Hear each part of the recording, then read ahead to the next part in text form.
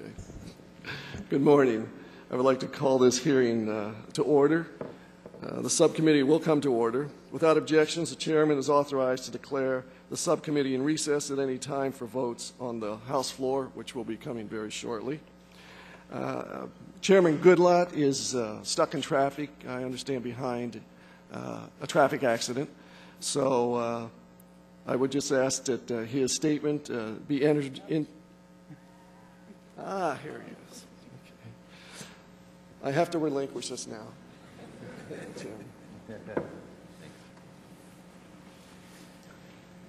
Sorry. Missing mail, too. Okay.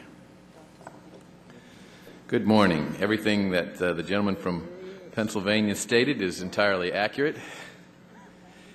And we will begin with an opening statement.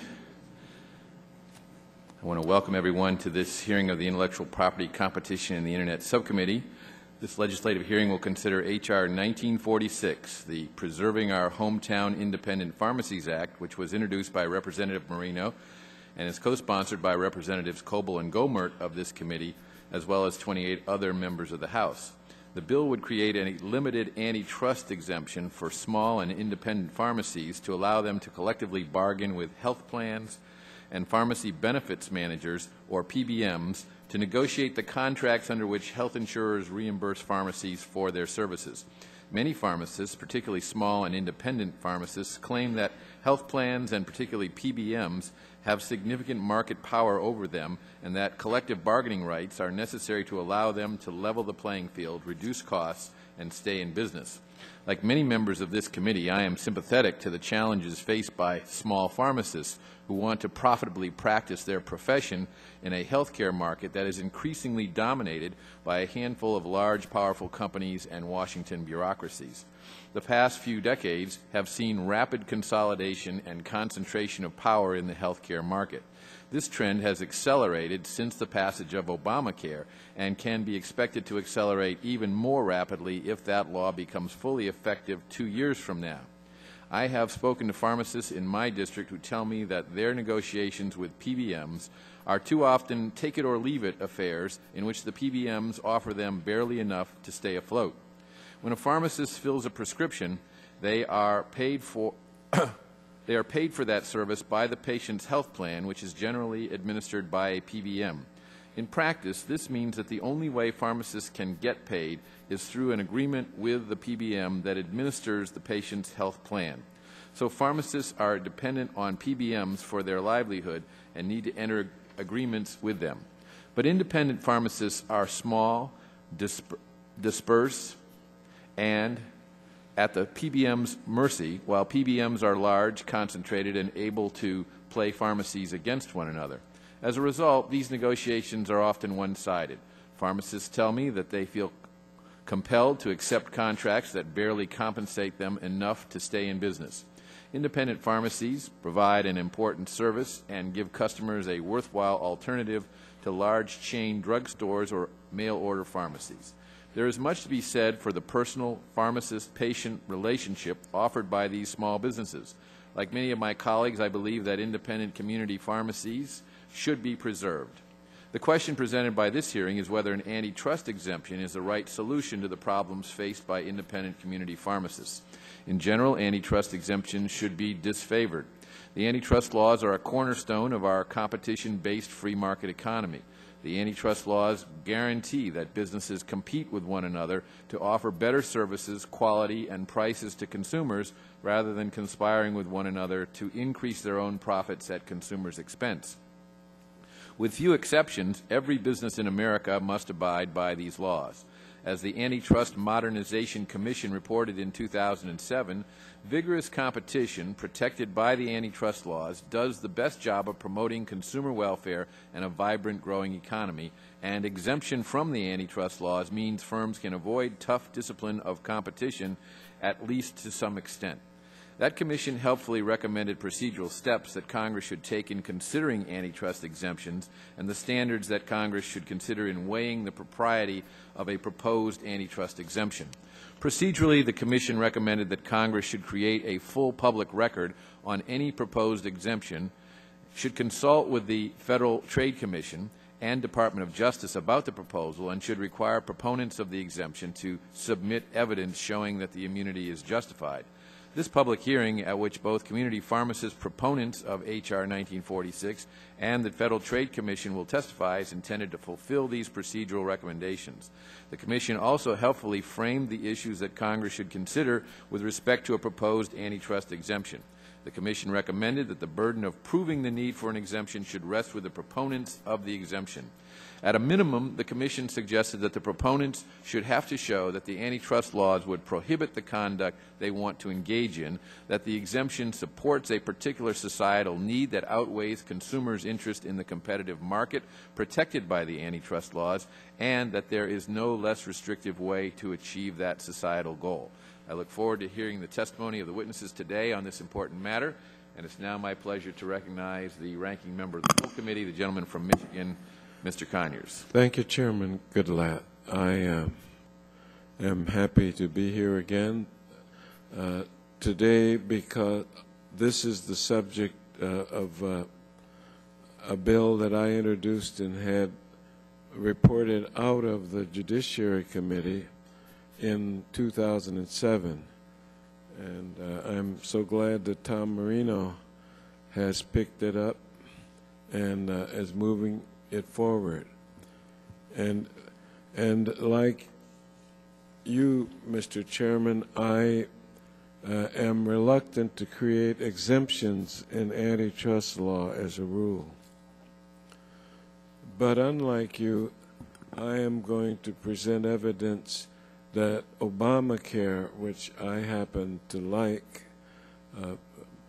the buttons that we pass out say I love Obamacare, but I like Obamacare, and I want to prove that it does not further complicate the issue with PBMs that you suggested that it might.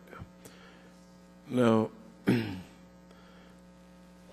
my major concern here today is whether or not the savings created by the exemptions, and by the way, Mr. James was here before. Weren't you? I think you were a witness before in this matter. Maybe you weren't. But at any rate, I was hoping that there would be some way we could ensure that the savings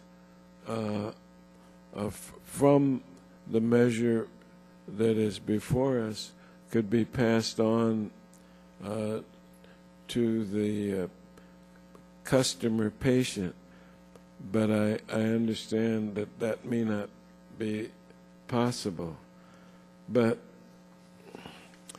what I would like to get in today, and I hope we can during the course of the hearing, is the incredible power that the pharmacy benefit manager exerts on the independent pharmacists. It is unfair. It is total. As a matter of fact, the pharmacist really isn't even setting the price of the prescription because that's all being sent back to him as to what the cost should ultimately be.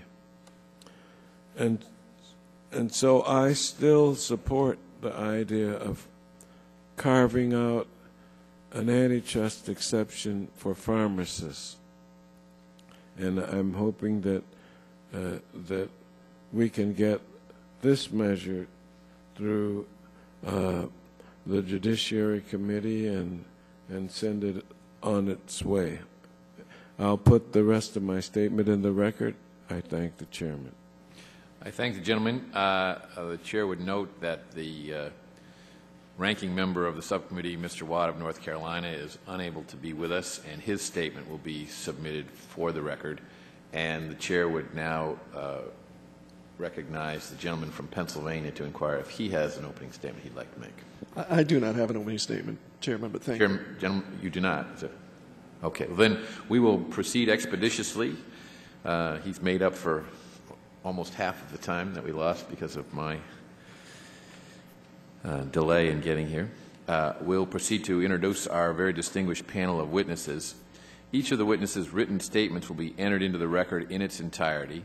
I ask each witness summarize his testimony in 5 minutes or less. To help you stay within that time, there is a timing light on your table. To help, when the light switches from green to yellow, you have 1 minute to conclude your testimony. When the light turns red, it signals that the witness's 5 minutes have expired. Before I introduce our witnesses, I'd like them to stand and be sworn, as is the custom of this committee. Do you and each of you swear that the testimony you are about to give is the truth, the whole truth, and nothing but the truth, so help you God? Thank you very much, and please be seated.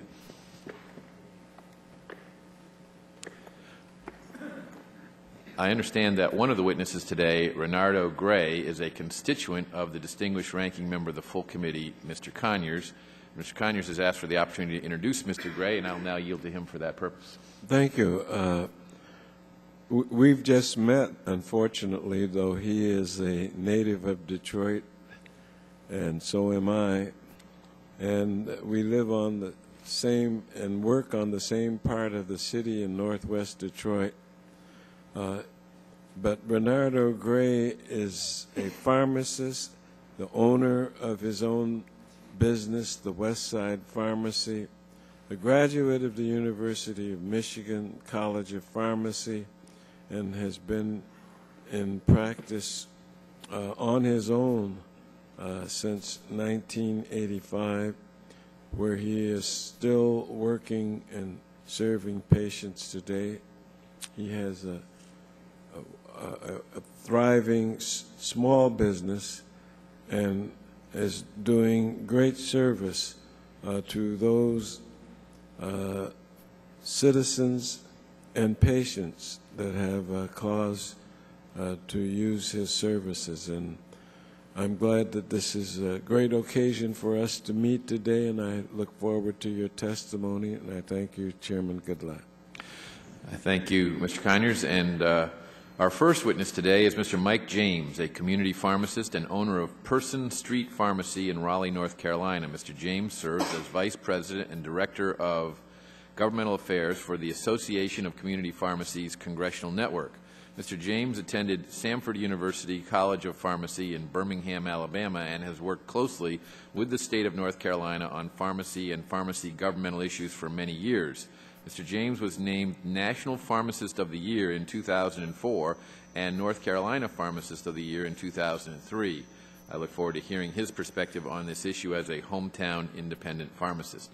Our second witness, Professor Joshua Wright of George Mason School of Law, focuses his academic work on antitrust law and holds a JD and a PhD in economics from UCLA. Professor Wright was appointed as the inaugural Scholar in Residence at the Federal Trade Commission Bureau of Competition, where he served until fall 2008. Our third witness is Mr. Gray, who was ably introduced by the former chairman, Mr. Conyers. And our fourth and final witness is Mr. Richard Feinstein, Director of the Federal Trade Commission's Bureau of Competition. Previous to his appointment, is it Feinstein or Steen? Feinstein. Mr. Feinstein was partner at Boyes, Schiller, and Flexner, where he focused on antitrust litigation. Mr. Feinstein is a graduate of Yale University and Boston College Law School. I welcome all the witnesses, and we'll begin with you, Mr. James. Thank you, Mr. Chairman. Chairman Goodlatte, Ranking Member Watt, members of the subcommittee, good morning, and thank you for inviting me to testify for the need of the passage of H.R. 1946. My name is Mike James. I am speaking on behalf of the Association of Community Pharmacy Congressional Network, and I'm also a pharmacy owner, practicing pharmacy, and a practicing pharmacist in Raleigh, North Carolina. I have one purpose here today, to help 22,000 independent pharmacies across the country get your attention before they're wiped out. Here's what you need to know.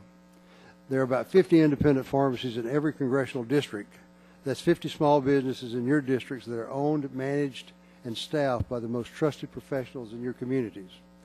Every one of these small businesses are facing anti-competitive abuses by PBM corporations that are forcing them out of business.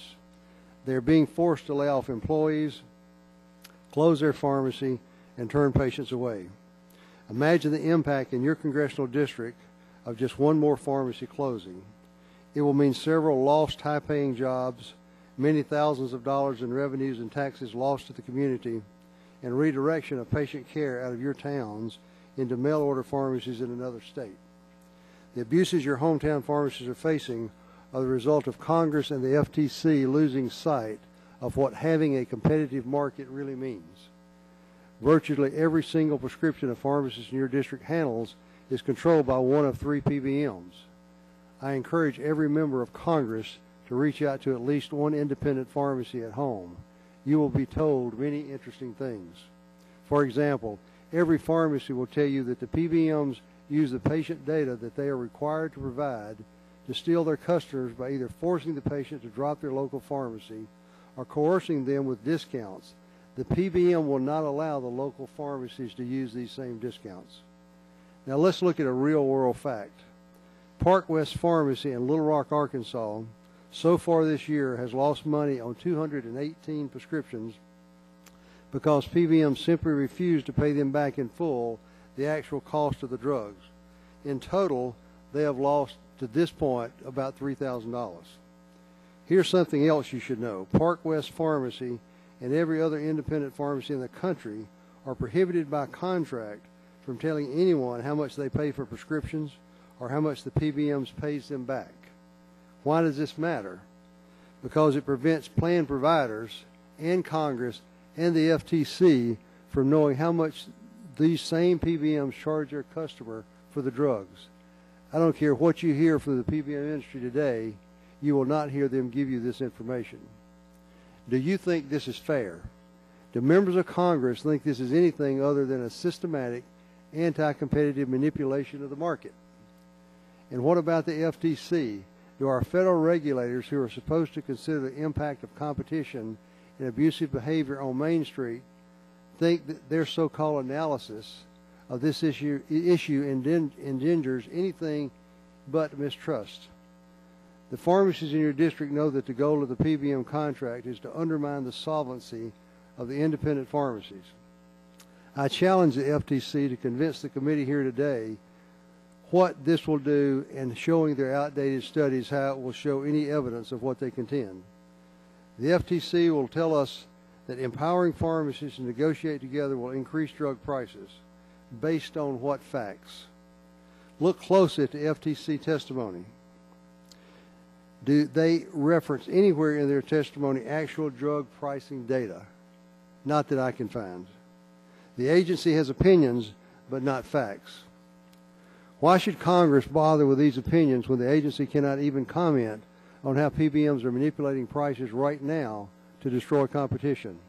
How does the FTC explain why PBMs handled 10% of prescriptions just a few years ago, and now they handle over 85% of all prescriptions? Is it superior pricing? Certainly not. A survey conducted by Consumer Reports in 2011 of popular brand name drugs found that independent pharmacies offered lower prices than traditional national pharmacies, including those owned by PBMs. And when it comes to lower cost generic drugs, independent pharmacies are generics to fill over 70% of prescriptions compared to less than 60% by the PBMs. The FTC offers opinions without data. The pharmacies in your district can provide you with real data. Finally, on behalf of the pharmacy owners in your districts who want to compete head-to-head with the PBMs, we will hope you will ask Mr. Wright to do more of this in this hearing than simply throw around data that cannot be evaluated. Instead, how about asking him to obtain why they are systematically underpaying Park West Pharmacy in Representative Griffin's district? Then let's ask this question. If the FTC and PBM representatives here today see nothing wrong with allowing the largest PBMs to consolidate into a national conglomerates that put a stranglehold on their retail competition, how can they argue that efforts by the independent pharmacies to fight back together will have a worse effect on the marketplace? As long as the FTC fails to grasp the micro effects of the PBM industry's clearly anti-competitive practices, there's only one way Congress can address this problem. That is to empower pharmacies to fight back on their own. The PBMs may tell you that a few pharmacies negotiating against them in your districts can manipulate drug prices against your constituents. Do you really believe this? You need to summarize. I will. Your time. Thank you very much. The reason I'm here today is to encourage you to ask the independent pharmacies in your district who is manipulating whom.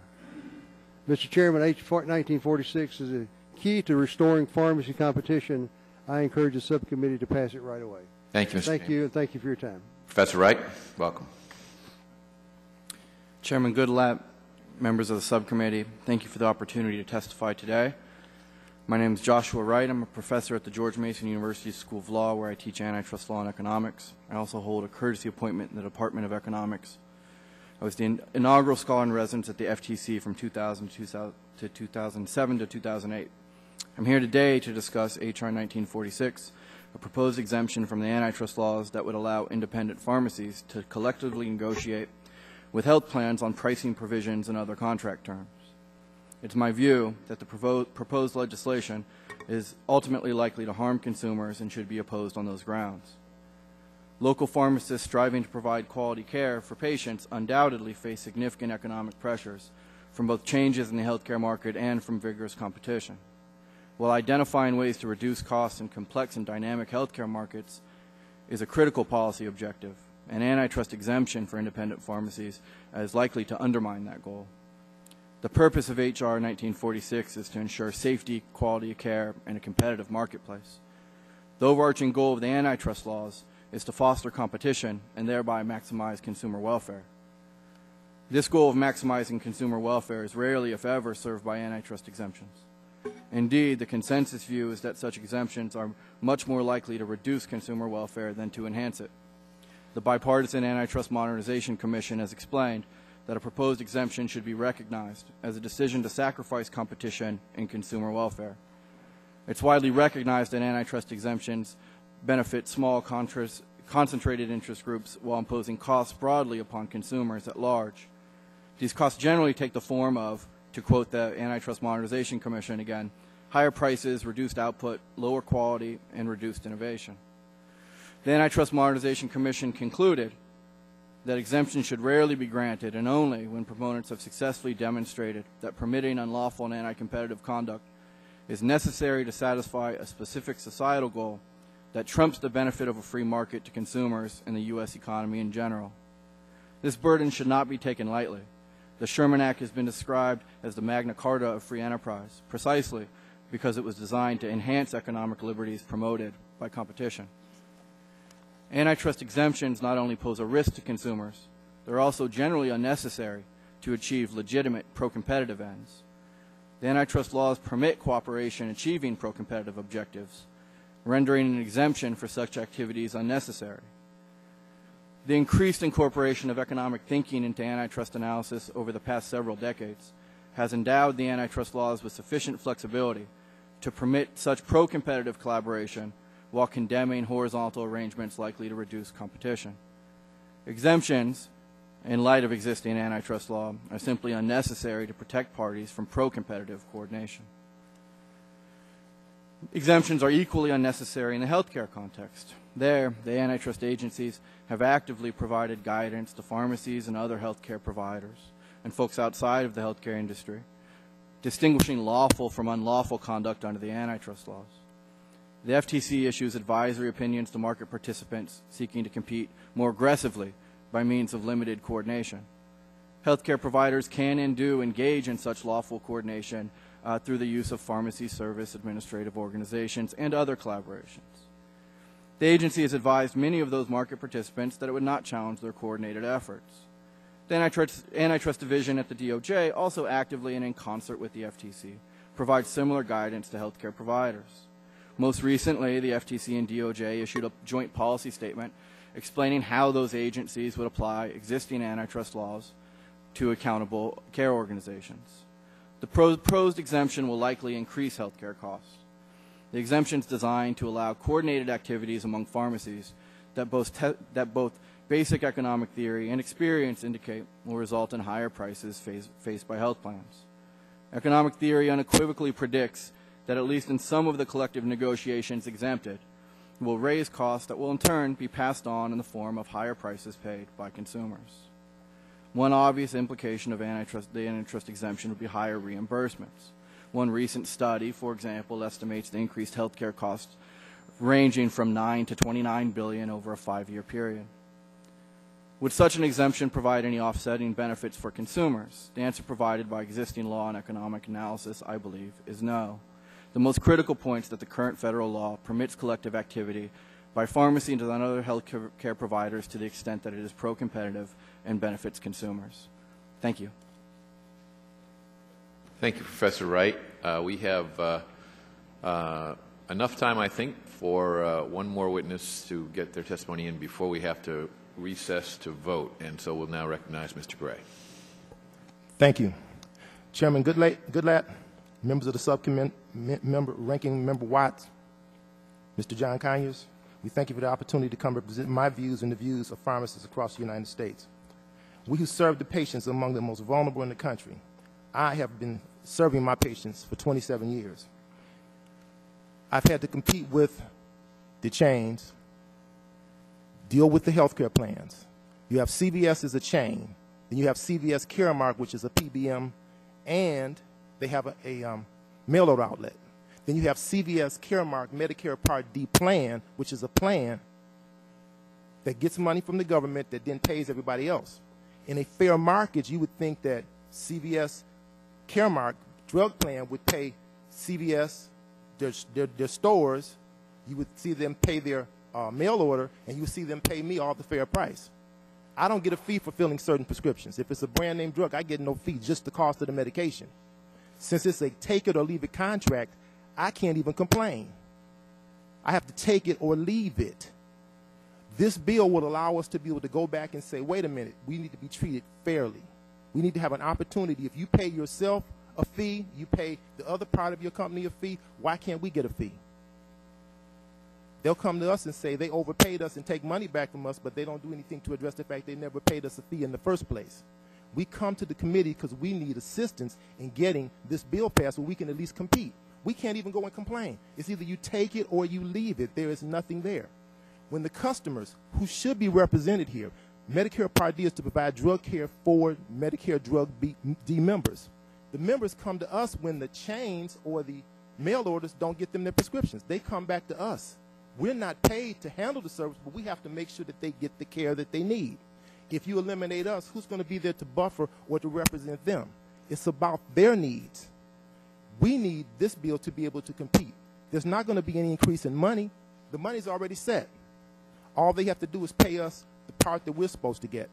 If we're allowed to at least compete fairly, there's no problem. But we at least need a fair chance. But take the example of a hen house. If you take a fox, you try to keep the fox out of the hen house. In this case, we've given the fox charge of the hen house. He can suck the eggs. He can eat some of the chickens. But now you tell him you got to share with somebody else. Is he going to do it fairly? He's a fox. But it's been that way for far too long. It's time now to come back and address the issues. It's about getting the right medicine at the right time to the right patient. Just the other day, a gentleman came to me. He's 83 years old. I have to advocate for him. He's on a medication for Alzheimer's. While he's remembering to take his medication, he comes to me and says, I have no medicine. So I go on the computer and find out his prescription was filled by his mail order plan and mailed out on the 6th of March. It's the 26th of March.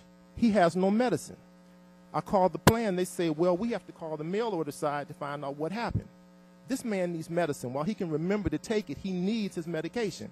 If you move us from the thing, he would not have any medication. I made sure he had his medication. And I do this on a daily basis. I'm not paid to do this, but I cannot let these people who are quote-unquote customers, these are friends and family. I've had the unique opportunity to perform a wedding in my pharmacy. And when patients die, they sometimes call on me to come and preach the funeral. These are the things we have to do that we're not paid to do. But the other companies receive the money, and we ask them to give us a fair share that we can compete. How do we compete with somebody when they hold the whole purse? And they can tell us what they'll give us. They set a price. We have to take it or leave it. There's no options here. If they underpay us, what do? What are we supposed to do?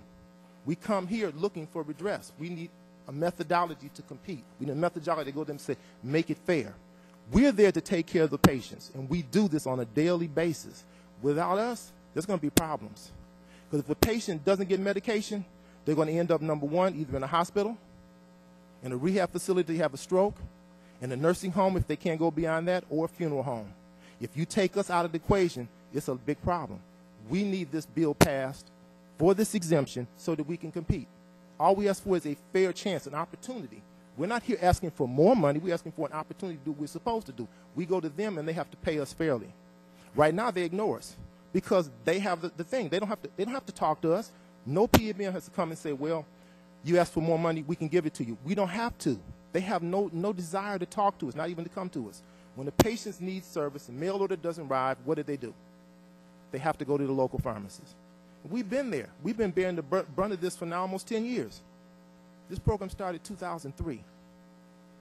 It fell on us. And all we can do is keep doing it. We've come before and tried to get redressed. It dropped. The ball got dropped. We're here again. We have to get this done. As health care reform goes forth, they need us in the middle to take care of this. We haven't got paid for it so far, but we deserve to be paid for it. A workman's worthy of his hire. If nothing else, we should be allowed to have this bill passed. So we ask you to consider it and pass it for us. Thank you, Mr. Gray. There is approximately 4 minutes remaining in the vote on the floor. We return from the vote, and I ask members to return promptly so we can resume and give Mr. Feinstein the...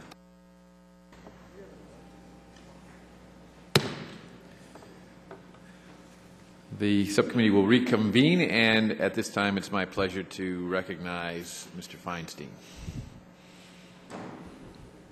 Thank you, Chairman Goodlatte and members of the subcommittee. I am Richard Feinstein, Director of the Bureau of Competition at the FTC. Yeah, just pull it closer to you. Okay, sorry. Is that better? All I'd gotten through was my name, so I'll just continue. I appreciate the opportunity to testify today regarding H.R. 1946, a bill to grant antitrust immunity to independent pharmacies. The written statement submitted for this hearing constitutes the view of the Federal Trade Commission. My statement and my answers to any questions represent my own views. As you know well, healthcare markets continue to change, and rapidly. Many small providers, such as independent pharmacists and solo practitioners, are struggling to adapt to these changes. As we've seen in other industries, the transition to new business models is not easy. While I am quite sympathetic to the economic challenges faced by independent pharmacies as a result of these changes, the escalating costs of healthcare products and services demand attention as well. Competition among healthcare providers is a vital tool to keep costs in check and provide incentives to improve the quality of care, both of which benefit consumers. That's why the FTC devotes significant resources to protect competition in healthcare markets. Under current law, pharmacies do not need an antitrust exemption in order to provide patients with lower-cost drugs or better service. The antitrust laws already permit pharmacies to work together in ways that benefit patients. For instance, pharmacies can and do take advantage of joint buying programs to obtain volume discounts. They can and do collaborate with one another to provide new products or services to consumers, such as monitoring or education for patients with chronic illnesses. In short, the antitrust exemption contained in H.R. 1946 would result in higher prices for prescription drugs. The FTC's experience with boycotts among pharmacies demonstrates that collective fee demands can raise fees substantially. The impact of those higher drug costs will be felt by many, by employers and employees in higher health care premiums and copays, by state and local governments, both in drug benefits for their employees and in public assistance programs, and by consumers who pay out of pocket for some or all of their drug costs. And even with carve-outs for federal programs, the conduct permitted by this bill will raise direct costs to the federal government. Moreover, once a group of competitors is allowed to band together to collectively demand higher fees, it will be hard to prevent those negotiations from having a much broader impact than intended. After independent pharmacies share competitively sensitive information and come to agreements while negotiating with private drug benefit plans, they will have information they could use to more easily coordinate their prices and competitive behavior outside the scope of the authorized collective action. This spillover effect could further reduce competition among the pharmacies. Some say that a law to permit price fixing and boycotts is needed so that independent pharmacies can stay in business. that an antitrust exemption will help them cover their costs and continue to provide needed high-quality services to patients, particularly in areas with few options for obtaining prescription drugs. But an antitrust exemption will not solve these problems. It does not directly address underserved markets or ensure that independent pharmacies will cover their costs. It also does not ensure the survival of independent pharmacies or adequate services in remote or underserved areas of the country. It merely promises that some pharmacies can bargain together to demand higher fees and refuse to deal with health plans that do not accept the group's demands. In sum, the conduct authorized by this bill will raise health care costs, and those higher costs will be imposed on others, some of whom are also struggling to make ends meet. For these reasons, I very respectfully submit that H.R. 1946 would not further its intended purposes of promoting quality of care and a more competitive marketplace. Thank you for the opportunity to share my views on these important issues. Thank you, Mr. Feinstein. I'll start the questions and start with you. Professor Wright testifies that the antitrust agencies are willing to offer guidance to pharmacies that want to enter into pre-competitive collaborative arrangements without running afoul of the antitrust law. Is there any realistic chance that the FTC, applying current law, would consider a request by a group of independent pharmacies to collectively bargain reimbursement rates with a health plan or a PBM? I think it would depend entirely upon the reason that the collective bargaining was necessary. There certainly have been many instances where otherwise competing health care providers have been permitted to form networks where they collaborate to improve the quality of the service or deliver their products and services more efficiently, and where joint selling of their service is necessary or reasonably necessary for them to achieve the benefit to consumers, then those kinds of arrangements can be approved. But have any been submitted for approval? None have been submitted for approval by pharmacies on that specific question. We have produced, or we have in the last decade issued letters authorizing collaborations among pharmacies. They have not requested authorization for joint pricing. They've involved other things. Do you agree that the PBM market is significantly more concentrated now than it was 5 years ago when this committee last held a hearing on this issue? I would agree that there has been additional consolidation in the PBM market. The term significantly is one that's ambiguous, and it would be difficult to necessarily agree with that, but certainly there has been more concentration in the PBM market over the last 5 years. Let me direct a similar question to Mr. Gray and Mr. James.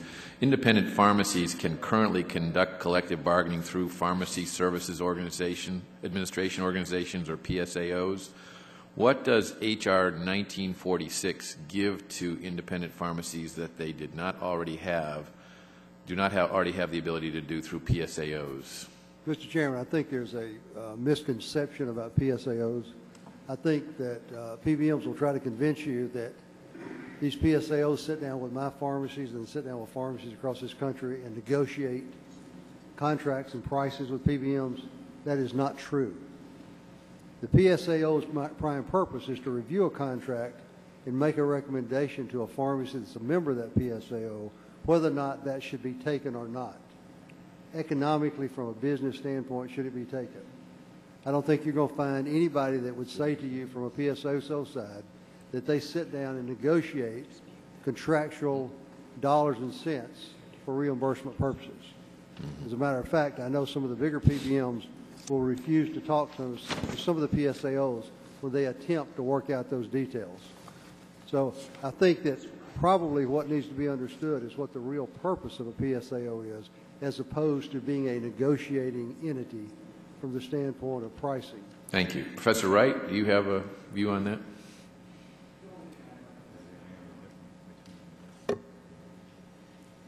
The only thing I would like to add with respect to the advisory letter process that Mr. Feinstein raised is that there's something that should be understood about existing antitrust law with respect to distinguishing pro-competitive from anti-competitive collaboration. That is indeed the existing law. It's the existing law that runs through the agency guidelines.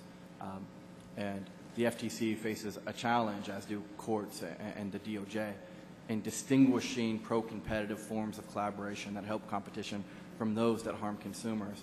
This is the job of those agencies. This is the job of those courts. They've developed significant expertise in making that distinction over time, and I would imagine are sort of well suited, if such a request comes in, to be able to distinguish between the two. You testified that basic economic theory and experience indicate that coordinated activity among pharmacies will likely result in higher prices faced by health plans. But to the extent that health plans currently contract out the administration of their prescription drug benefits to PBMs, and PBMs compete with each other for each health plan's contract, is it possible that any additional prescription reimbursement costs will come only out of PBM's margins without the health plans incurring additional costs? As a matter of economic principles, no. An increase in cost. That would depend, wouldn't it, on how competitive the PBM market is for How much dealing with pass-through those. you get will depend on the demand, elasticity of demand in the market. It will depend on the intensity of competition, but you will not get zero pass-through, essentially under any economic assumptions you'd like to make about any of those pertinent variables. But certainly, the amount of pass-through to consumers will depend upon a variety of factors. That number is going to be positive. I think Mr. James wanted to respond as I well. would just like to comment on the fact that what we see in the marketplace today is just as you stated, is competition between PBMs for the plan sponsor's business. What we see in the pharmacy, when that patient comes in, we adjudicate that claim, and that PBM does in fact tell us directly what to charge the consumer. We do not set the price, nor does anyone in that pharmacy have anything to do with the price that is charged to the consumer. That is dictated to us by the PBM. Now, if in fact there are negotiations allowable and the PBM feels like they're going to have to wind up paying more money to the pharmacy, the question is, what do they do? It's their decision, and it's their plan sponsor decision.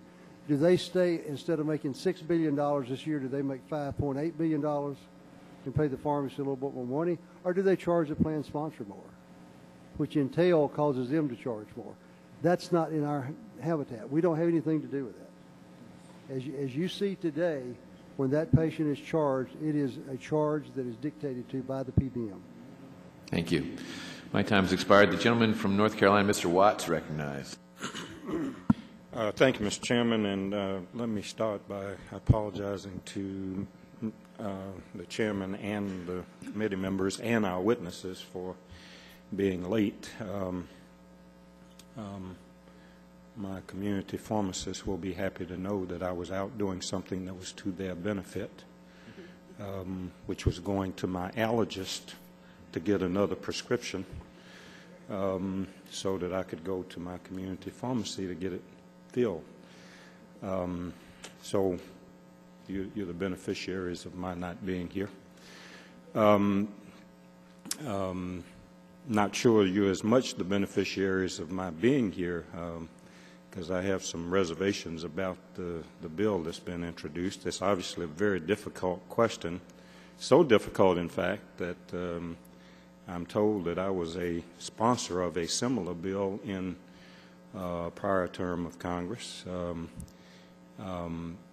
And so obviously it's been a difficult, it continues to be a difficult issue. So let me ask a few questions that might help me clarify or refine my own position if we consider this bill.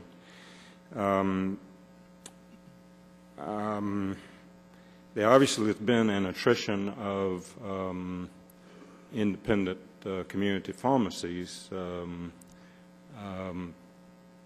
I'm looking for evidence that that's as a result of what this bill addresses. I'm not sure I've seen that evidence.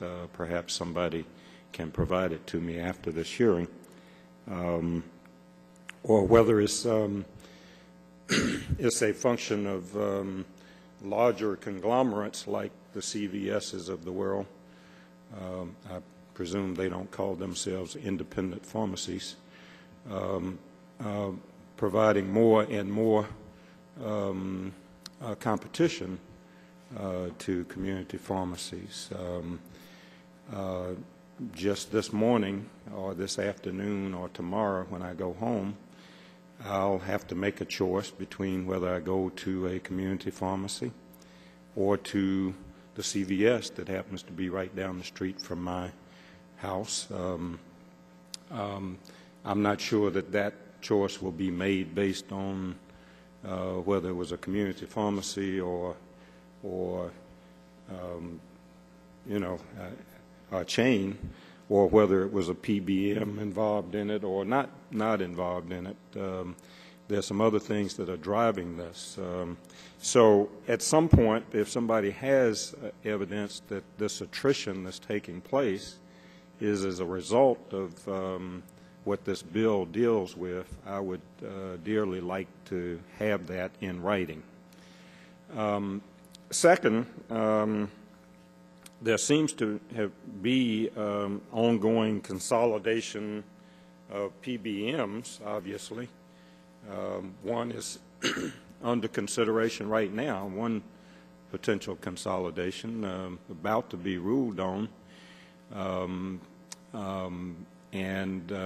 If there are antitrust implications, one would think that those implications would be thoroughly evaluated and considered, and that application would be denied. From everything I'm hearing, the application is likely to be granted. I'm not involved in that process and have tried to keep the committee out of it to some extent, but we had a hearing on the question. And it's not our decision to make, but the criteria involve whether there's antitrust implications of that merger. While independent pharmacies may not be at the table making that decision, there's a set of rules by which that decision gets made. So that's troubling me. I guess the basic thing that's troubling me, and I guess I haven't asked a question yet, but I'm putting some issues on the table. I guess the basic thing that's troubling me is the thing that I've said in some other context about providing antitrust exemptions to anybody. My mama, who always gave me good advice when I was growing up, one of the pieces of advice she gave me was that two wrongs don't make a right. And if somebody is violating antitrust laws over here, and antitrust laws are good, I think there are remedies to deal with that. I'm not sure that I think the appropriate remedy to deal with that is to give somebody else the right to violate the antitrust laws. So I've put all these things on the table, my concerns.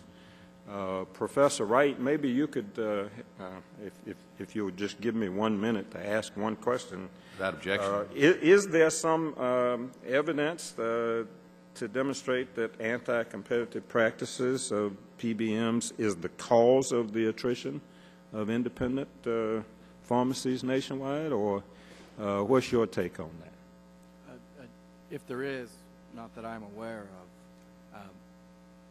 there is significant evidence, on the other hand, that, as I think your intuition suggested, and also with respect to your skepticism about antitrust exemptions, there is ample evidence that one might expect, if one gives an antitrust exemption to violate the antitrust laws, folks take advantage of that exemption in order to engage in anti-competitive activity. In other words, there's ample evidence that where exemptions lie, losses to consumers follow. I think that evidence... Well, I won't get you into speculating about that. That's not speculating. That's a body of evidence. A body of evidence. Okay. All right. Well, you're not speculating then. Okay. All right. Mr. Feinstein, I guess I'm beyond my time, so in fairness to the other members of the committee, if we have a second round, I'll go into some of these issues more thoroughly. I've kind of put my cards on the table. They say I've been on all sides of this issue at some point or another, but, you know, that's the way politicians are. We try to be on all sides of an issue, but at some point we have to vote on these things, and that's why we have these hearings, so that we can inform ourselves and make an educated, good vote, not just a political decision about it. So I'll yield back for the time being. I thank the gentleman, and the chair recognizes the gentleman from Pennsylvania, Mr. Marino. 5 minutes. Thank you, Chairman. Gentlemen, thank you for being here. And I first want to thank Chairman Conyers, because a great portion of why I'm doing what I'm doing was when I read his legislation. So, Chairman, thank you for the guidance. Mr. Feinstein, I think it's publicly time that we state that the emperor has no clothes on. And I think the emperor right now is the PBMs and the large chains. And you stated that pharmacies are requesting special treatment, at least in your testimony, in your written testimony, by being allowed to negotiate with much larger PBMs. I find it deeply concerning that this is called special treatment for the independent pharmacists, but there seems to be no limits for PBMs to continue to combine and merge together with no action by the FTC. Why is the FTC so aggressively opposed to small independent pharmacies getting on a level playing field, decentralized groups of independent pharmacies joining together, why permitting massive consolidation in the PBM market, particularly when it comes to mail order and no negotiation of the prices?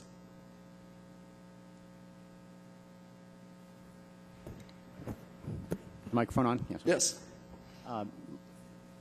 First, let me make very clear that the FTC is not aggressively opposed to independent pharmacies. That was how you began your question. We're not aggressively opposed to independent pharmacies. Well, that's my take. I understand, but I want to make it clear, speaking for myself at least, that is not my view, that is not the FTC's view. What we are concerned about, and I also, as I indicated in my opening statement, we recognize that in some circumstances, times are tough for some independent pharmacies. We recognize that. I think the question that was raised about whether this is the primary cause of that is an important question. I also, it's not my understanding that there has in fact been substantial attrition among independent pharmacies. It's my understanding that the number of independent pharmacies has remained relatively flat over the last decade. I'm sure others will correct me if that's incorrect. But leaving that aside, I take it as a given that times are tough for some independent pharmacies. The problem that we have is that this solution is a very blunt instrument that will have a lot of problematic effects throughout our health care system in the form of increased costs. And that's true often with antitrust exemptions, regardless of the industry, and it's true in this setting as well. It's also our perception that, while it is certainly the case that there are some circumstances, maybe many circumstances, when a PBM or a health plan that is negotiating with a single pharmacy has much more leverage in that negotiation. No one disputes that. There's also great variation around. This is not sort of a one-size-fits-all problem. For example, when PBMs are putting together networks of pharmacies, which they do to make sure that they're serving the needs of the employees of the sponsors of the health plans, in other words, the corporations that provide the health care benefits for their employees, and they contract with a PBM to administer the pharmacy. Sir, I only have a couple of minutes. Could you? Sure. I just want to make the point that there are points, there are places in those networks where they have to deal with independent pharmacies because there are rural locations, for example, where the independent pharmacies may be the only one in a town. Okay, I understand that, sir, but if you look behind you, there are pharmacy students from the prestigious Howard University. I don't know if they have any plans on going independently or whether they may be going to work. But they're sitting here listening to a very unlevel playing field, particularly when you're dealing with PBMs and not specific.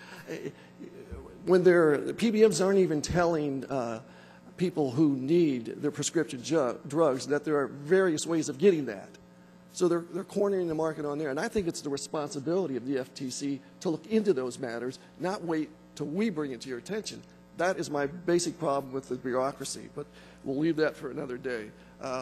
Mr. Wright, Professor Wright, excuse me. You made a statement that there will be no benefits to consumers. And I'm hearing from my colleagues, my constituents in my district, pharmacists, and around the country that the PBMs are just basically killing them as far as no negotiation on the prices. Yet independent pharmacists across my district today are repeatedly struggling. And I think we can produce some numbers as to how many pharmacists, Mr. Feinstein, have gone out of business because they can't compete anymore with the PBMs, and that some pharmacies have closed their doors as a result. How can you say that given pharmacies the limited ability to better compete and keep their doors open would not benefit consumers? Doesn't competition breed good pricing, especially given that nothing in the world beats a face-to-face interaction with pharmacists and patients? And I know because I have a daughter who has cystic fibrosis, and I'm dealing with my independent pharmacist on a weekly basis, 3 or 4 times a week.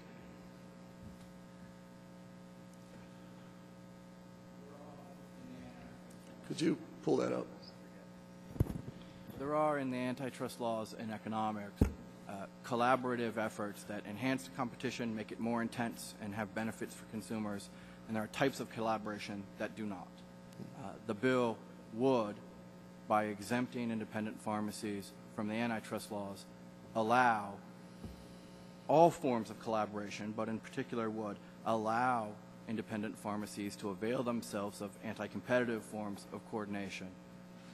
The basis for my statement that I suspect the likely effects will be to reduce consumer welfare is a body of evidence that suggests that when competitors are allowed to collude on price, consumer welfare goes down. Okay. Thank you. But, you know, we're talking about, in your credentials are impeccable. Without objection, the gentleman is recognized for 1 additional minute. Thank you. Thank you. But we're talking in theory here. You say likely, you say theory. Mr. Feinstein says probably, could have. I talk to the pharmacists. I know what they're going through. So I would like to ask quickly, gentlemen, Mr. James and Mr. Gray, can you briefly describe your interaction with PBMs and how they treat your pharmacy during negotiations, if there are negotiations? Well, I think the problem is that the word negotiation is used incorrectly. There are no negotiations. There is a contract that comes to your pharmacy. It states the terms, it states the conditions, and it gives you 1 or 2 choices. You sign that contract, or all your patients are moved to another pharmacy because they will not allow them to come to your pharmacy and get their prescriptions filled. Mr. Gray, quickly, please. There is no negotiation. You either take it or leave it. There's no, we don't go to the table and say, well, this is what we wanted, this is what we need, this is what we got to have. It's either you take this or leave it. There is no negotiation. But there is with the large chains. With the large chains, they do well. Thank you, Chairman. Thank you so much. Thank the gentleman. The gentleman from Michigan is recognized. Thank you, Chairman Goodlatte. Well, I think we're beginning to reveal several things here that are important. One, the need for the legislation is based on the expectation that the pharmacists will be able to bargain collectively, which they can't do now. And that's why the antitrust exemption is being sought. And so I feel that that is one of the rare reasons to exempt any company from antitrust control. I rarely do this.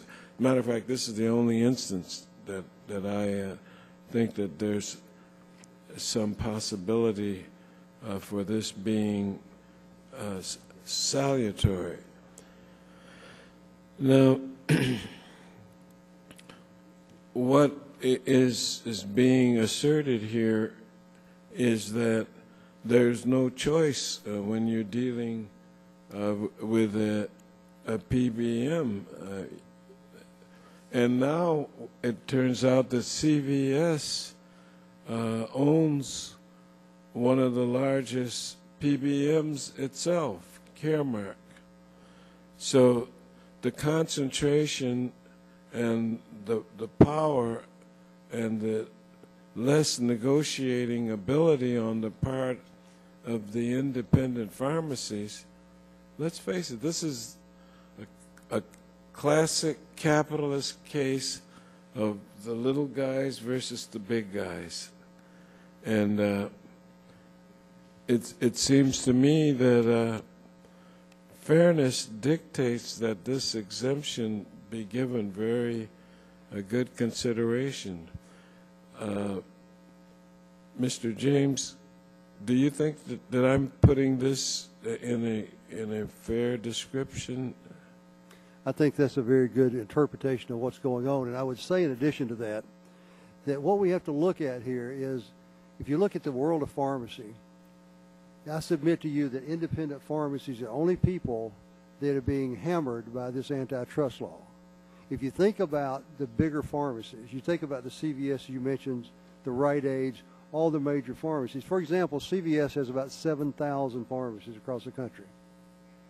You have to understand that that pharmacy, CVS, is in fact negotiating with the PBM. But they're able to negotiate because all of their stores are in one corporation. So they can sit down with them and say, you want us in or you want us out? Take your choice. If so, here's the deal. What the PBMs realize, which has been stated here earlier, is that independent pharmacies are separate corporations unto themselves, which are now falling under this antitrust law, so there's no way to negotiate. That's why you get take it or leave it contracts. So, as I said earlier, I submit to you that independent pharmacies are the only pharmacies being affected by this antitrust law. Thank you. Could I ask that the second-year pharmacy students from Howard University just stand for one moment, please? There's only one man in this seven-person group, and is there some explanation for this imbalance? I won't ask Professor Stoll to explain that, but look, ladies, we want to bring more fellows into this. Normally, we're arguing just the reverse. We got to get more women into a situation. But this is Mr. very... Ranking Member, we might ask the chair to have a hearing about that. That's right. Look, we've got a long list of possible hearings, and this will go on the list, but at the bottom. Anyway, welcome, and don't be discouraged by the power plays that are going on in your future profession. I congratulate you all. Mr. Congressman, yield for 1 second. I'm going to argue on behalf of the gentleman. He's in an ideal situation, so all right, I'm with you. Well, all he needs to do is move to the middle there. It'd be great. He's not quite ideal yet, but he's getting there. Well, I'm going to tell you, if any of the young ladies has a dad like Tom Marino, then you're in trouble, young man. All right, you may sit down, please. And we are very proud of all of you and your work, and we hope that we can continue to get the issue of fairness in this matter. But it seems a little bit one-sided. Not only does PBM control, but some of the biggest pharmacies create their own PBM. So, look, the more we dig into this, the deeper the problem becomes. I thank the chairman for his generosity with the time and yield back. I thank the gentleman. The chair recognizes the gentlewoman from California, Ms. Chu, for 5 minutes. Oh, I'm sorry. He slipped in on me. I'm glad to be joined by another one of glad I'm on my side of the aisle, and we'll recognize Mr. Griffin for 5 minutes. Mr. Chairman, I'm glad I'm making such an impact on you. Mr. Chairman, I am concerned about Park West Pharmacy in my district in Little Rock, and you referred to in your testimony. And at the request of Park West Pharmacy, which is a community pharmacy in Little Rock, I ask unanimous consent to submit for the record some documents that they gave to me indicating marginal losses on prescriptions associated with transactions between the pharmacies and the PBMs. And I have those documents here.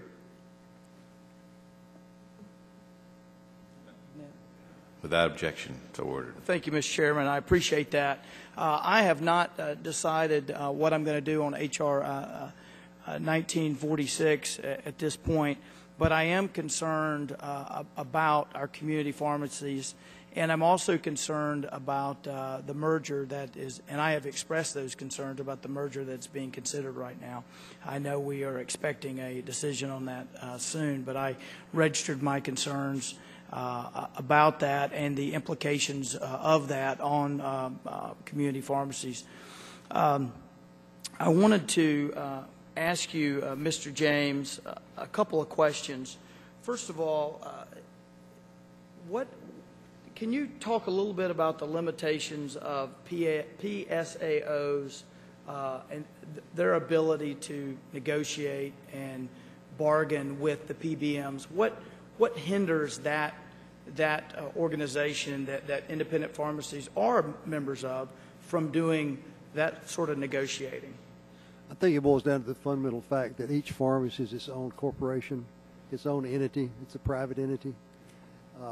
They can represent them in advice when we all come together, because I belong to one. It's 500 or 600 stores. And they can come together and look at contracts, which that normal pharmacist usually is not an attorney. He doesn't have all the expertise he needs to have to address that contract and what it says. He knows what they're saying they're going to pay him. He knows what they're going to do about audits, things of that nature. But he doesn't know all the other legalities of the contract. So PSAs formed several years ago to bring stores together and say, we can advise you on this program. They can talk to the PBM about things they don't like in that contract, things that are onerous type things that have to do with audit processing and things of that nature. They can turn to me as a member of that PSAO and say, we don't think this is a good contract for you. We would advise you not to take this, or we would advise you to take this. The difference here is that once they give me that advice, I'm still my own entity, and I have the right to join that contract if I choose, no matter what they say. So they can be as strong as possible, recommending you to turn it around, and then anybody that chooses to can go ahead and join the program. But they don't have any legal standing to negotiate for my pharmacy. Do you have anything to add to that, Mr. Gray? No, he told it just like it is. They are there, but they don't negotiate. They just give us advice. I want to ask you, Mr. James, since you referenced the Park West Pharmacy in my district, can you give me a little background on these documents that you discussed in your testimony, and well, at least your prepared testimony? You might have changed it for today after talking with my staff and learning that I was going to introduce these into the record. But can you tell us a little bit about what these documents that I have put into the record, what they represent, what they tell us, and why the folks at Park West Pharmacy in Little Rock were so keen on having these entered into the record? What you have is a listing from Parkview Pharmacy that shows the actual prescription medication they used in filling a prescription, the actual amount that was billed, and the actual amount the PBM paid them for that product. So for example, if you had a prescription that you were filling and the product, your actual acquisition cost for the product was $100. You transmit that to the PBM, they transmit to you what they're paying you for that product, what your fee is on that product, and how much you should charge the patient as a copay. What this document shows are 218 prescriptions, if I remember correctly, that they were paid just for the product less than the product actually cost. And just to clarify, because I see the yellow lights on, I'm running out of time. And that's not a surprise. What Park West receives for that prescription is not a surprise to them. They're not saying that they're owed money that they can't get. They're just saying that the price they have to agree to is less than they would prefer. It's not a surprise to them. I'm just trying to... Yeah, the interesting part of this is that they do not know what that PBM is going to pay them today or tomorrow for the same drug. It may change. Gotcha. So what we're looking at in your examples there is maybe that $100 came back to them at $95. Gotcha.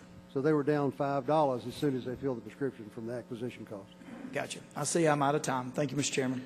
I thank the gentleman, and the chair recognizes the gentlewoman from California, Ms. Chu, for 5 minutes. Thank you, Mr. Chair.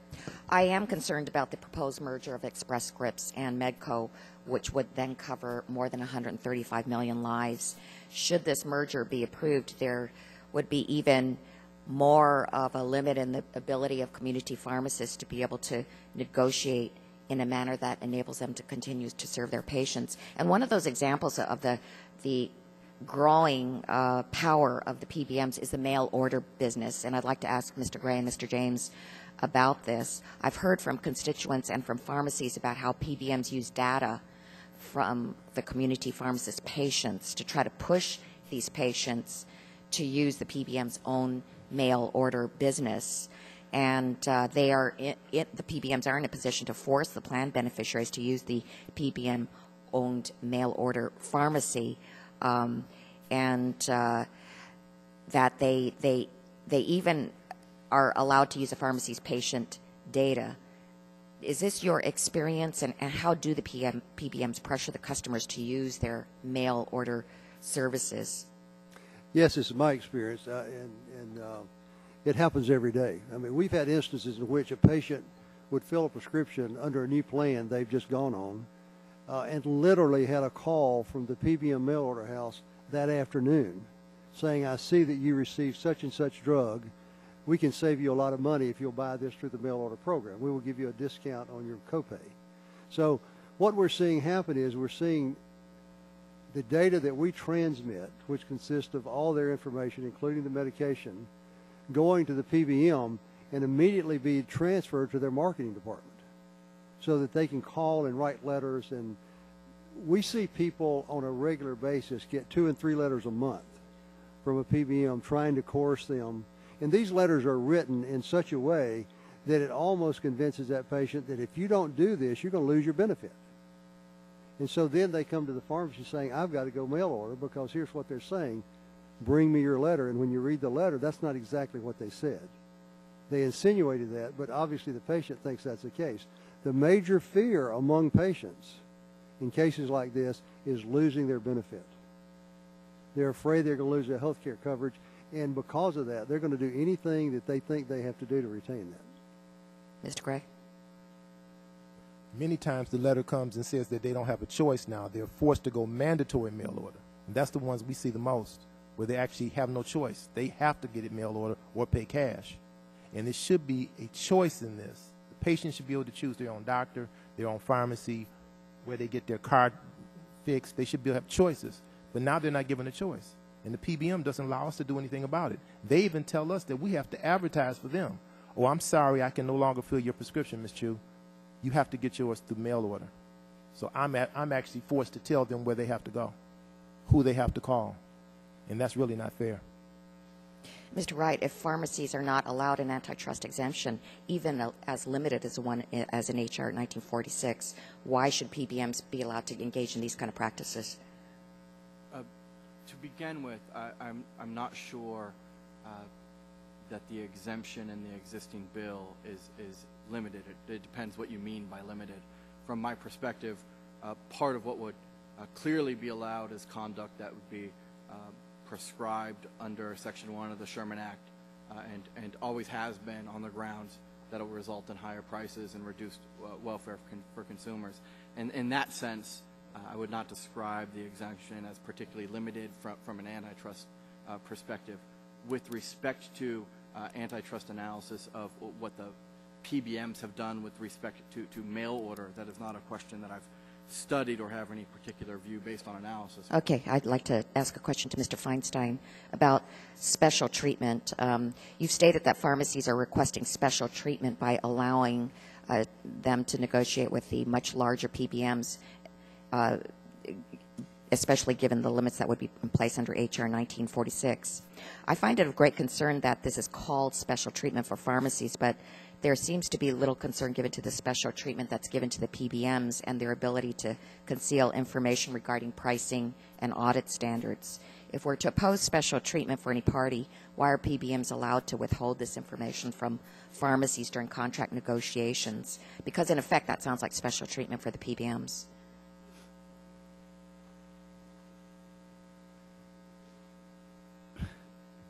Just to make sure that my position is clear, the special treatment that I was referring to was special treatment under the antitrust laws. And antitrust exemptions, whoever may be seeking them, it's an exception from the antitrust laws that otherwise apply generally.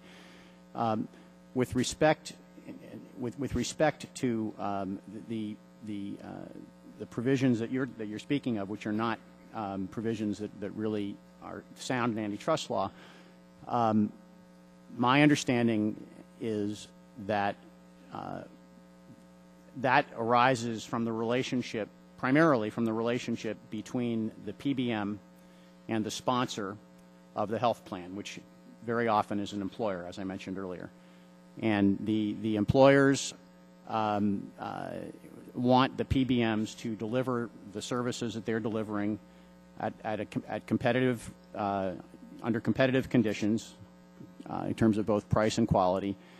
And one of the, I mentioned in my earlier statement that there are a lot of new business models that are emerging in healthcare generally. Certainly this is no exception, and certainly the phenomenon of mail order is an example of that. And I'm not pro or con mail order, but it has emerged, and it is one of the features that is offered as a way of helping to contain costs in some circumstances. It doesn't do that in every circumstance necessarily, but what's happening is that the provisions that I think are being described here are part of the financial arrangement and the contractual arrangement between the PBM and the provider of the health benefit, and it's intended to help control healthcare costs. So I think we have to be careful in how we approach them. But again, these are not fundamentally contractual provisions that tee up antitrust issues, unlike the antitrust exemption. I yield back. I thank the gentlewoman. The gentleman from California, Mr. Issa, is recognized for 5 minutes. Thank you. I guess I'll start with Professor Wright. As far as I know, the PBMs are not on trial here. We only have one narrow question, which is, do we grant additional antitrust to a retail entity so they can work with other retail entities to do more than just have a buyer's group? Is that really what we're talking about here today? I just want to make sure it's in simple language for American people. That's how I understand the issue. So they already have an ability. I used to be a manufacturer. They already have an ability to form buyer's groups and buy in greater numbers so they can compete with Walmart or anybody else that has larger buying power. That's not a question here today, right? My understanding is that the exemption, that under current antitrust laws, the independent pharmacies have the ability to engage in pro-competitive coordination. Right.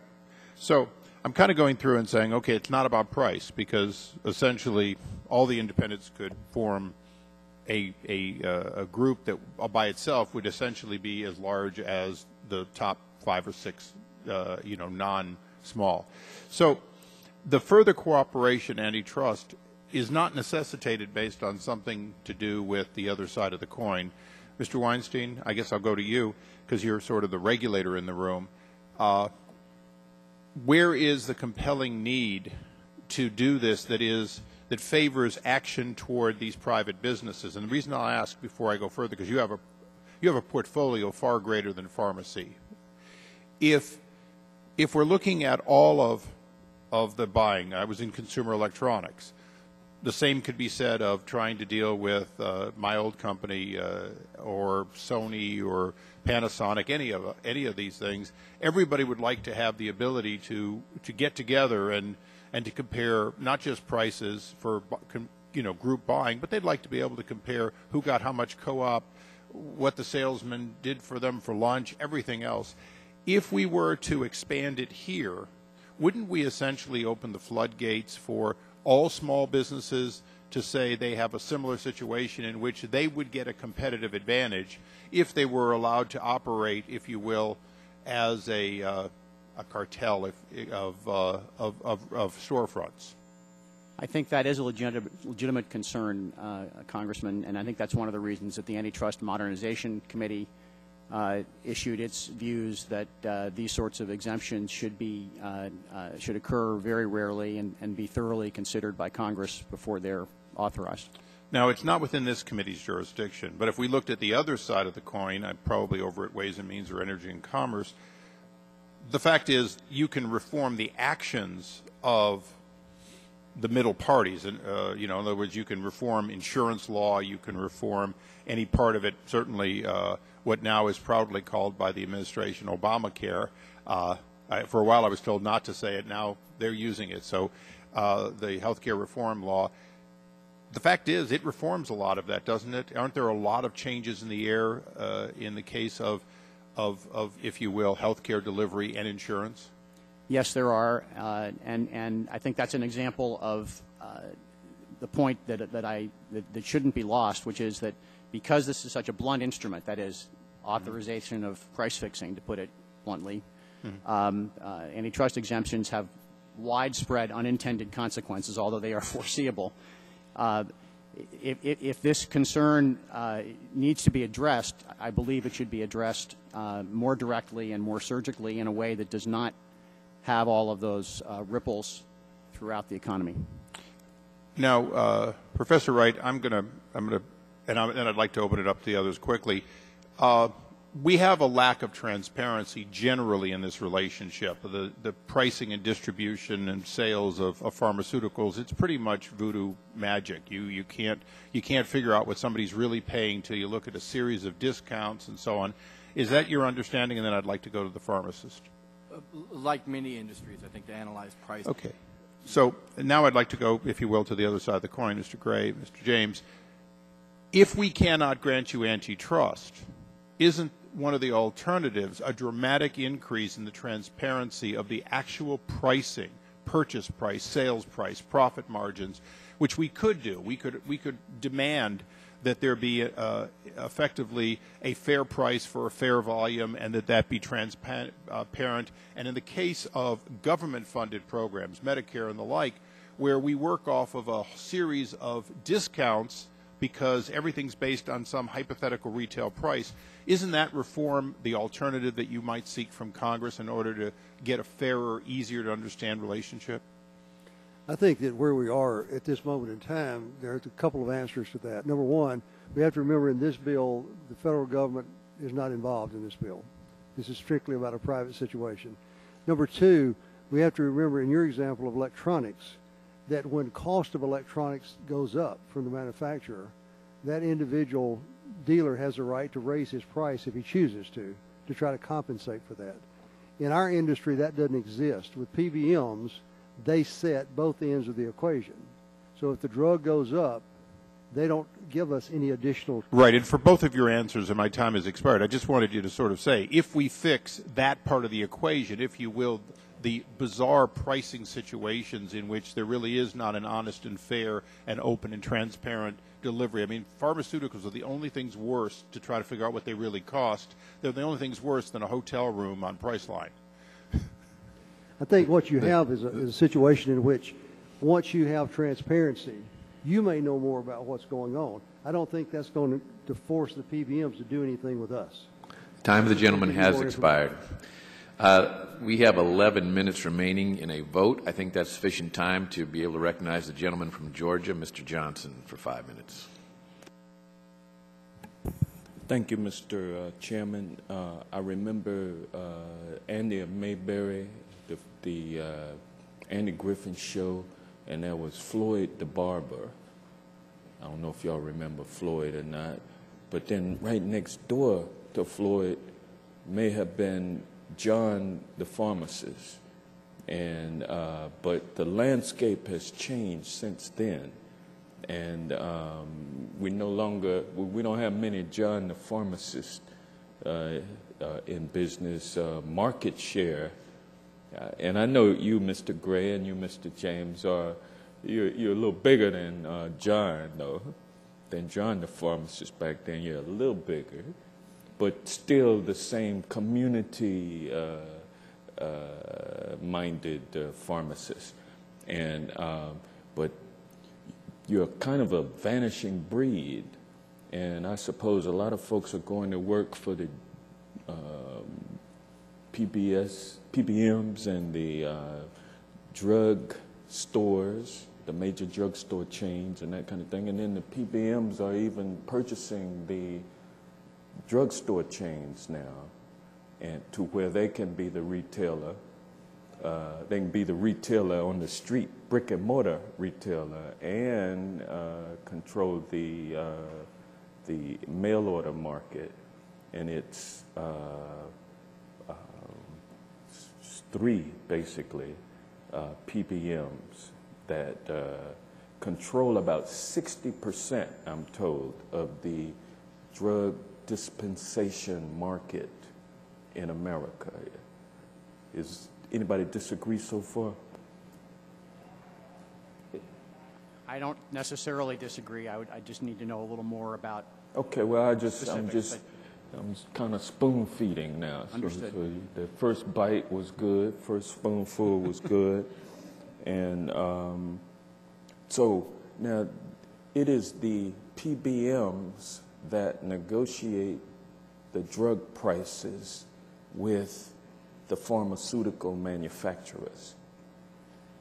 And the pharmaceutical manufacturers don't hear from the John the pharmacy type guys because of the antitrust law, which is a relic from the past. Even though the business model has changed, we're still depending on those old traditions in the law insofar as antitrust exemptions are concerned. But you all have been, John the pharmacist has been losing market share probably since Andy Griffin, since that time, and the trend continues to go down.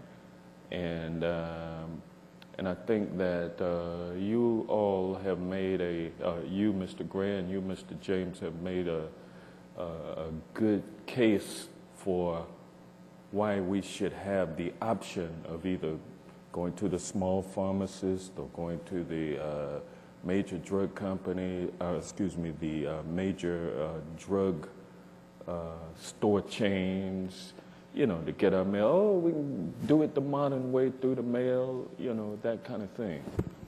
Choice is real important. Choice, by the way, is not a part of this bill, is it, in terms of PBMs having to tell folks that you have the right to go through your drugstore or through mail. They don't have to do that. You're not asking for that with this legislation.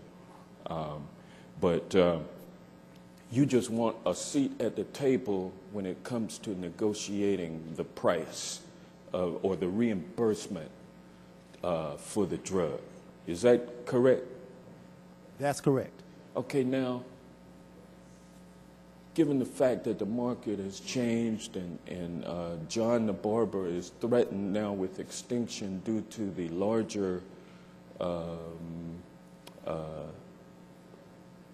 entities that have control over the drug dispensation market, what would be so wrong with allowing them for the limited purpose of coming together to negotiate price?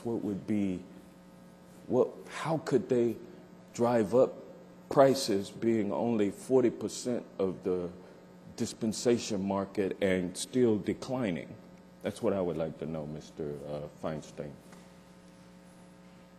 I think the simple answer, at least Given the shortness of time, without objection, the gentleman is recognized for an additional 30 seconds, and then the committee will have to recess. I think that the price increases of some magnitude are inevitable, because that's the whole purpose of the legislation. And I don't mean to be pejorative about that. I'm just trying to give you a direct answer. The idea is to immunize conduct which is intended to increase the reimbursement to the community pharmacists, and that will increase the cost to the system. When the community pharmacist doesn't know how much the PBMs are getting for reimbursement, and the PBMs can just dictate to the independent pharmacist how much they will be able to receive. Time of the gentleman has expired.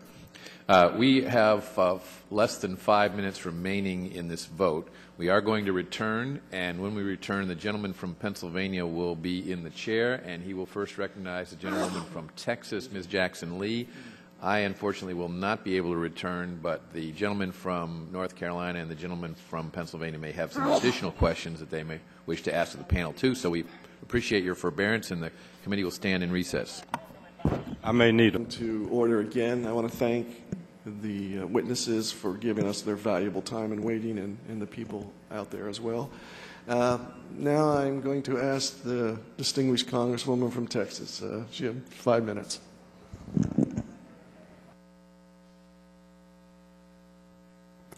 Mr. Chairman, thank you for your courtesies, and thank the witnesses for their patience for our schedule.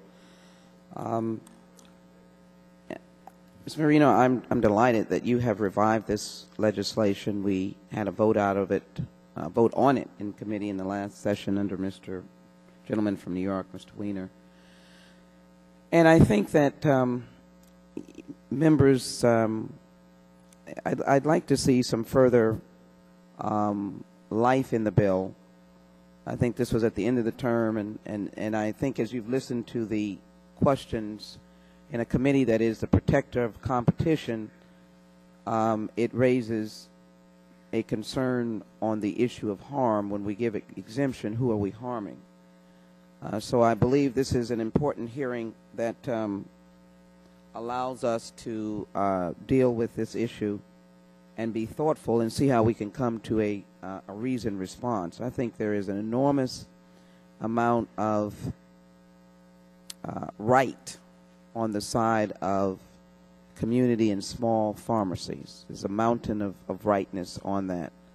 But as the protectors of the antitrust law, that it works so that the Federal Trade Commission and the Department of Justice Antitrust Division have the tools that they need to protect the consumer, we have to have a respectful balance.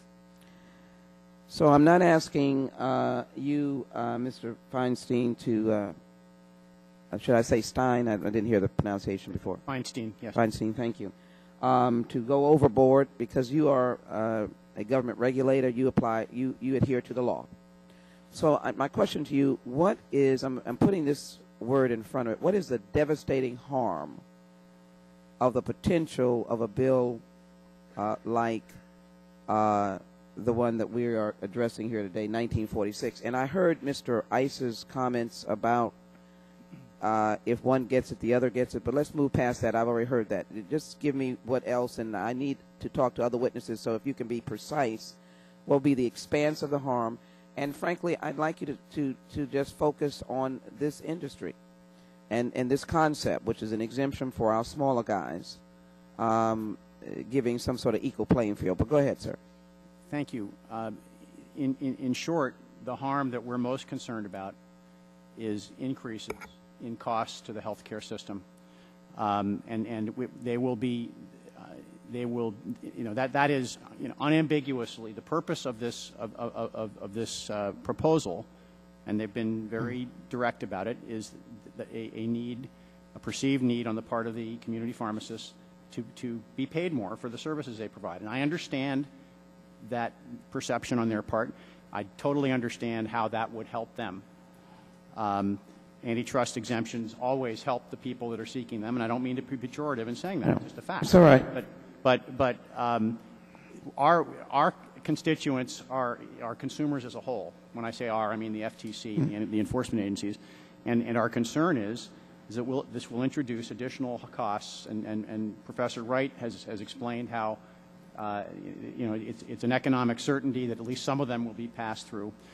And the cost will be on the ultimate product that the consumer is coming to the pharmacy for. So yes, I mean one way to think about it is, the PBMs contract with employers. Employers are paying the PBMs to provide these services. Those costs, if they get passed through to the sponsors of the health plans, that's going to show up in some fashion. It's going to show up in reduced benefits in the health plans. It's going to show up in higher co-pays. There are lots of different ways, and it's just a fact. I mean, and I guess I would also point out that if it were clear that that wasn't the case and there weren't going to be cost increases, why would the bill exempt the federal government from its provisions? I mean, I think for other reasons, we think some of those costs will nonetheless be imposed on the government. But I think that's a genuine question that hasn't been answered. Yeah, I think Mrs. Marina, I'm only going to ask for additional time just to finish my line of reasoning, because Mr. James, I wanted to ask the regulator, he has to follow the law. How do you answer the question of higher cost? Because my concept of it is allowing you all to negotiate with the PBMs for lower costs, or to give you the ability to go out and get lower cost prescription. Now, you're saying that your costs are higher and therefore you need to be paid higher? No, what we're saying is that what we're doing, and as we talked about earlier, is that in some cases in these programs that we're contracting with PBMs, we're actually being paid lower than the cost of the drug, not to address fees to fill the prescriptions, things of that nature. But what we're trying to do is, everybody has focused here today on cost. They talked about getting more dollars.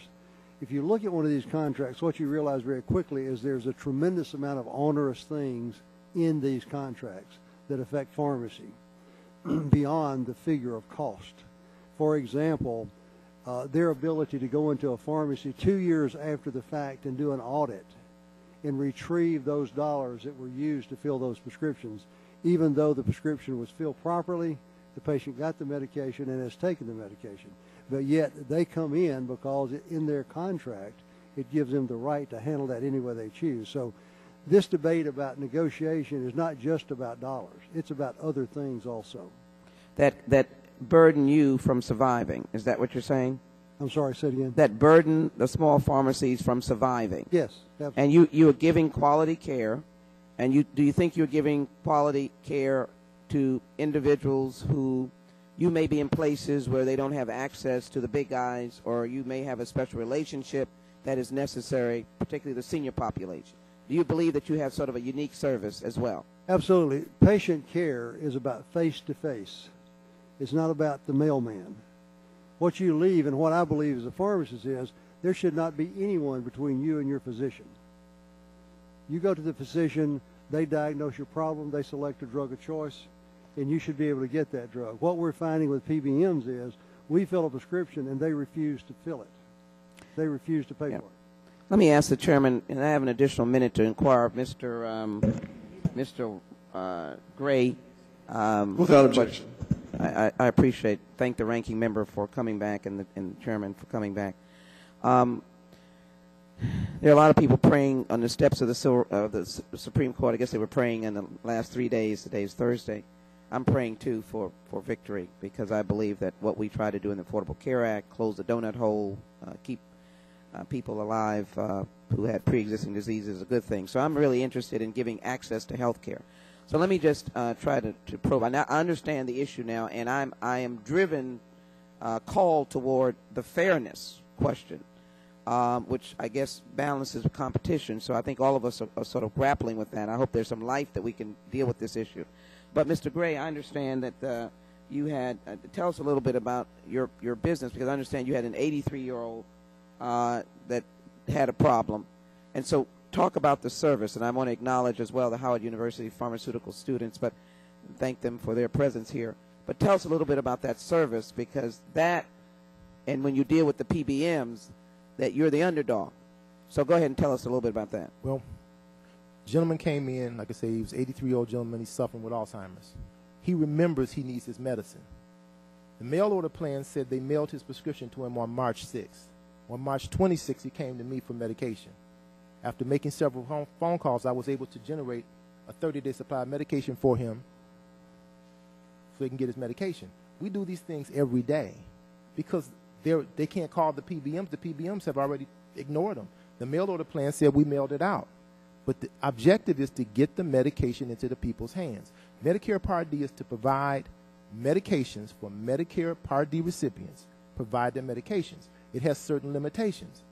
But we talk about increasing costs. We're not asking for you to increase the cost. We just want the PBM to pay us as they're paying themselves.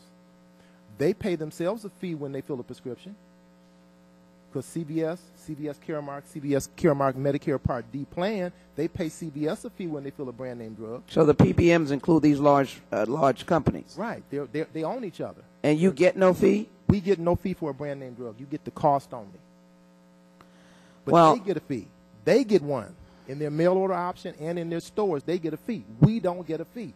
Why can't we have a fee if they get one? All We're right. looking for fairness. Mr. Chairman, I thank you for your indulgence. I think I have sort of pierced the veil here, and I hear a cry for help. I'm hoping the Judiciary Committee can help Mr. Feinstein on his regulator responsibilities, but I hope that we can find a way to help these small pharmacies, because I don't want them to die.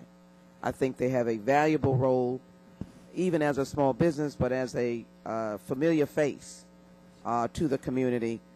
This gentleman may not have known where the mail was coming from, but he could make his way over to this gentleman's pharmacy. So I really believe we should try and find some common ground. I thank the gentleman for yielding and extending the time, and I yield back my time. Thank you. Ranking Member Watt has some additional questions. I just have one additional question. I think we've heard a lot of talk about the abusive relationship between PBMs and pharmacies. And I'm wondering why an antitrust case against the PBMs wouldn't be a viable solution. I mean, the pharmacies could band together without an antitrust exemption to bring such an action. Why would that not be viable? Maybe there's some reason that I'm missing here. And if each one of you can just give me your spin on that, that'd be my only question. If I understood your question correctly, it's my understanding from the antitrust law that individual corporations are prevented from banding together to negotiate. So consequently, to negotiate, but not to file a lawsuit. Yeah, we can do that. We can band together to not negotiate. If we file a lawsuit, the question is how do independent pharmacies, with the source of revenue that we have, actually fight a lawsuit with companies that are making $60 billion a year? That's why I was suggesting you band together, because I assume that one response would be we're too small as individuals to fight the PBMs. But if you banded together and filed a lawsuit, if there were abusive practices taking place, why would that not be a viable option? I guess that's the question I'm asking. I don't. Maybe there are some reasons. Maybe the professor can tell us whether there are some reasons why that would not be a viable option. I certainly can't speak to viability in terms of what the pharmacies would like to spend to fund such a lawsuit or not. But with respect to the antitrust law question, of course, there are exemptions, petitioning exemptions under the First Amendment that would allow groups to band together for the purpose of petitioning activity, including lawsuits. There would be no bar from the antitrust laws to such a suit. And there's nothing in the antitrust laws themselves that prevent such a suit? No, the question of such a suit would be proof that the... Mr. Gray? My question is, why haven't the antitrust laws been applied to stop this in the first place? We have to go. Well, that's a good question. Lawsuit? I mean, I've raised that question too. If mergers are taking place, for example, that are abusive, then those get reviewed by the relevant government agencies. But it's kind of like this. I mean, we pass laws that prevent things from happening, that prohibit things from happening. That does not prevent them from happening. I mean, I have, when I was practicing law, clients, and now as a politician, constituents who come to me all the time saying, I've been discriminated against. And I said, there's a law in the books that prohibits discrimination based on race or gender or sex. But you have to go and file a personal action to enforce that law. And I guess the question I'm asking here is, why has somebody not filed a lawsuit to enforce the law that says you can't collude and take abusive positions in the marketplace against us? Is there some reason that that's not a viable option, as opposed to amending the antitrust laws and saying that that's the solution here? Maybe Mr. Feinstein can tell me. I would... even got treble damages if you win, I think. The only thing I would say, Congressman, is that I agree with Professor Wright that the antitrust laws absolutely would permit community pharmacists to come together to file an antitrust case. I don't have a view on what the antitrust theory would be, but they certainly wouldn't be precluded from doing that. Yeah, and I mean, this is not unlike, I made the analogy to employment discrimination.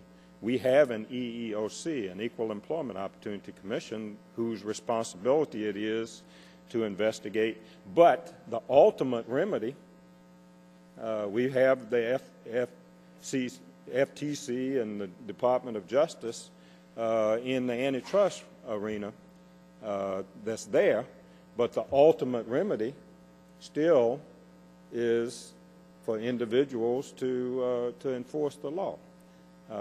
And unless there's some reason that, and maybe there is, I don't know. I was just, okay, I've asked my question, and you all have done the best you can. If you come up with any additional answers, please submit them. I'd be happy to look at them.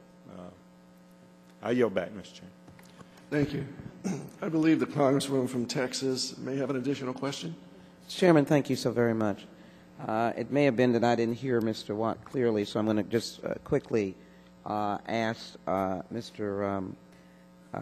Feinstein how he would, you're an FTC, there are many levels of consumers. The pharmacies, these small ones, are consumers as well, as consumers of a product, happen to be a business.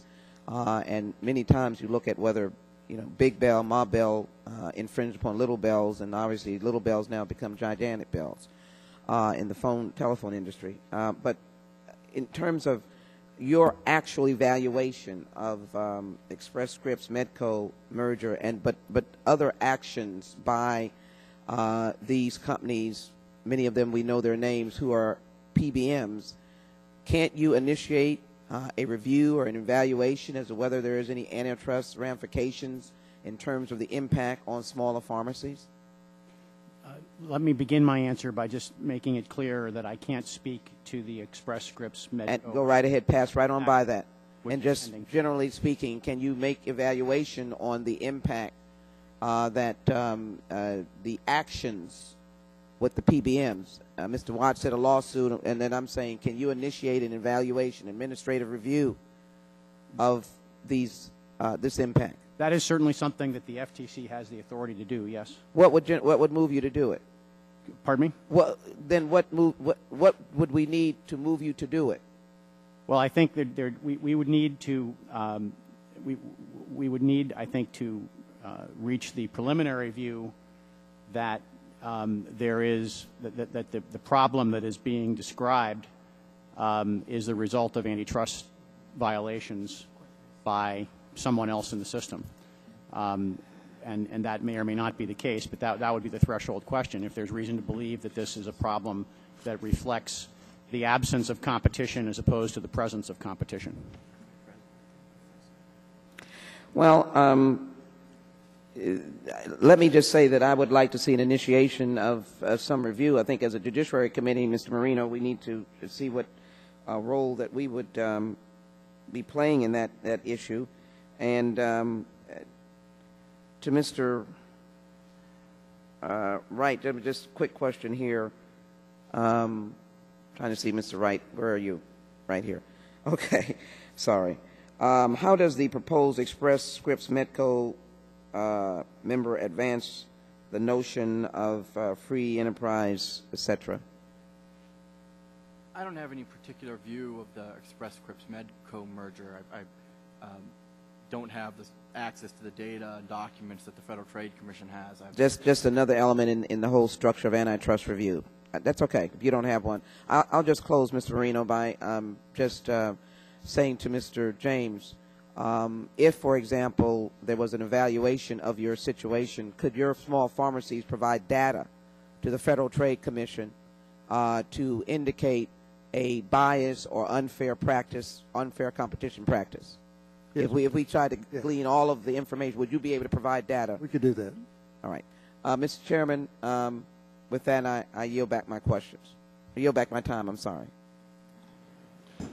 Thank you. This is, in closing, this is a rhetorical statement, but if anyone has any information pursuant to this, please let me know. The FTC has not moved in any way whatsoever on reviewing whether there is evidence to pursue an investigation in this, has it? So with that, a little housekeeping, I need to enter into the record some testimony that was written and sent, and the individuals were not here to, were not able to testify. I have testimony for the record from National Community Pharmacists Association in support of the legislation, National Association of Chain Drug Stores, a letter in support from antitrust attorney David Bautu, a former FTC official, and the ranking member Watt is giving me a document that he'd like to put into the record from the Pharmaceutical Care Management Association and the testimony of that association. Is there any other documentation that... Mr. Chairman, just an inquiry to the chair and the proponent of the legislation, Mr. Marino. In the legislation, forgive me for not knowing the precise, do we define small pharmacies in that legislation, mean that criteria? Yes, it's very well defined in there. Okay. If anyone has any suggestions on how to further define it, or even its suggestions on, if I may use the simple word, tweaking this, I'm certainly open to hear that. That would be welcome. The only reason I'm continuing to speak to the chair, and there is some undercurrent that this will open it up to the world. And I think the more precise, if anyone is interested, those of us who are looking at this are interested in being fair to the PBMs, being fair to these gentlemen who are out in the community, to be able to look at and make sure that it's not underlying open to the world. All right, thank you. I want to thank our witnesses for their testimony today and for your indulgence. Without objection, all members will have 5 legislative days to submit to the chair additional written questions for the witnesses, which we will forward and ask the witnesses to respond to as promptly as they can so do, that their answers may be part of the record. Without objection, all members have 5 legislative days to submit any additional materials for inclusion in the record. Thank you again. The meeting's adjourned.